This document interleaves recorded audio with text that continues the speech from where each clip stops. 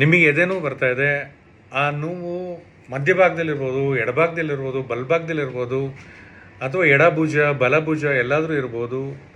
ಆ ನೋವು ಅಕಸ್ಮಾತ್ ನೀವು ಪೊಸಿಷನ್ ಚೇಂಜ್ ಮಾಡಿದರೆ ಜಾಸ್ತಿ ಆಗ್ತದೆ ನಿಮಗೆ, ಅಥವಾ ಭಾರ ಎತ್ತಿದ್ರೆ ಜಾಸ್ತಿ ಆಗ್ತದೆ, ಅಥವಾ ಕೈ ಮೂಮೆಂಟ್ಸ್ ಮಾಡಿದರೆ ಜಾಸ್ತಿ ಆಗ್ತದೆ ನಿಮಗೆ. ಆ ಥರದ್ದೇನಾದರೂ ಮೂಮೆಂಟ್ಸಲ್ಲಿ ನೋವು ಜಾಸ್ತಿ ಆಗ್ತದೆ, ಅಥವಾ ನೋವಿರೋ ಜಾಗದಲ್ಲಿ ಸಣ್ಣಕ್ಕೆ ಪಿಂಚ್ ಮಾಡಿದರೆ ಅಥವಾ ಒತ್ತಿದರೆ ನಿಮಗೇನಾದರೂ ನೋವು ಜಾಸ್ತಿ ಆಗ್ತದೆ ಅಂತ ಅನಿಸಿದರೆ ಅದು ಖಂಡಿತ ಮಸ್ಕ್ಯುಲೋಸ್ಕೆಲಿಟಲ್ ಪೇನ್ ಅಂತ ಕರಿತೀವಿ. ಅದು ಹಾರ್ಟಿಗೆ ಸಂಬಂಧಪಟ್ಟಿರುವಂಥದ್ದು ಇರೋದಿಲ್ಲ. ಅದು ಮಸ್ಕ್ಯುಲೋಸ್ಕೆಲಿಟಲ್ ಪೇನ್ ಅಂದರೆ ಮಾಂಸಖಂಡಗಳ ನೋವು.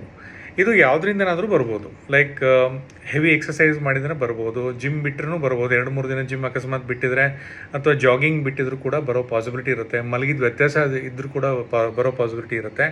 ಹಾಗೆ ಏನಾದರೂ ಪೆಟ್ಟು ಬಿದ್ದಿದ್ದು, ಎಷ್ಟೋ ಸಂದರ್ಭಗಳಲ್ಲಿ ಮಾನಸಿಕ ಒತ್ತಡ ಅಥವಾ ಸ್ಟ್ರೆಸ್ಫುಲ್ ಕಂಡೀಷನ್ ಅಥವಾ ಆ್ಯಂಗ್ಸೈಟಿ, ಮನಸ್ಸಿನ ಆತಂಕ ಪರಿಸ್ಥಿತಿಗಳಲ್ಲೂ ಕೂಡ ಕೆಲವು ನ್ಯೂರೋ ಏನು ರಿಲೀಸ್ ಆಗಿರುತ್ತೆ, ಅದು ಕೂಡ ಕೆಲವೊಂದು ಸಲ ಮಸಲ್ ಕ್ರ್ಯಾಂಪ್ಸ್ನ ಮಾಡುತ್ತೆ. ಎದೆನೋವು ಬರ್ಸೋವಂಥ ಕೆಪಾಸಿಟಿ ಅದಕ್ಕೂ ಕೂಡ ಇರುತ್ತೆ.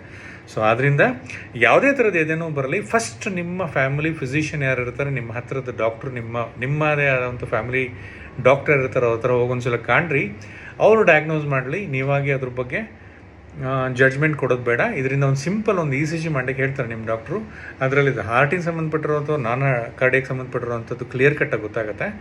ಅಕಸ್ಮಾತ್ ಮಸ್ಕ್ಯುಲೋಸ್ಕೆಲಿಟಲ್ ಪೇನ್ ಇದ್ದರೆ ಜಸ್ಟ್ ಒಂದು ಹಾಟ್ ವಾಟರ್ ಫರ್ಮೆಂಟೇಷನ್, ನೋವಿನ ಆಯಿಂಟ್ಮೆಂಟ್ ಏನಾದರೂ ಹಚ್ಚಿದ್ರೂ ಕೂಡ ಕಡಿಮೆ ಆಗುತ್ತೆ. ಬಟ್ ಯಾವುದಕ್ಕೂ ಡಾಕ್ಟ್ರ್ ಸಂದರ್ಶನ ತುಂಬ ಇಂಪಾರ್ಟೆಂಟ್ ಇರುತ್ತೆ.